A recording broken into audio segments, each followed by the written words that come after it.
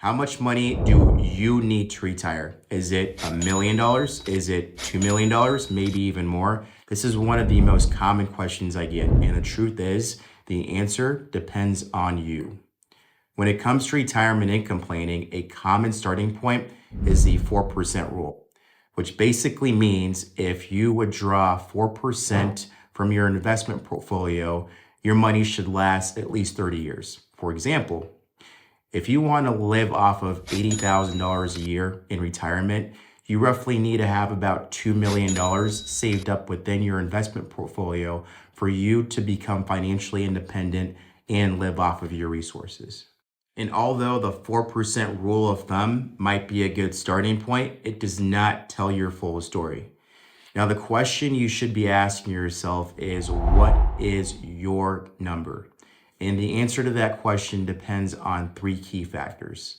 The first being your lifestyle and your expenses in retirement. How much will you actually spend in retirement? Are you planning on downsizing? Are you planning on traveling the world with family? Or is working part-time a consideration?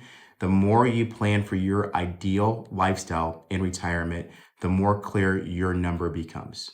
Now, your retirement savings isn't the only factor. Things like Social Security, pensions, rental income, they all reduce how much you need to pull from your investment portfolio. And when it comes to taxes, it is particularly important to decide which of these resources you're going to tap into first. It is also important to keep track of how your money is invested. A diversified portfolio designed for both long-term growth and protection will help your savings last even longer. Now, unfortunately, one simple but very important habit that is overlooked by a lot of investors is when you start investing. You'd be surprised at the number of pre-retirees I meet with that say, if only I would have started earlier. If you start investing in your 20s and 30s, you'll give your money a lot more time to compound and grow. But if you delay saving until your 40s or 50s, it's going to take a lot more money for you to reach your magical number. So how can you figure out what your magical number is? Here's a few steps you can take. First, you can estimate your annual retirement expenses.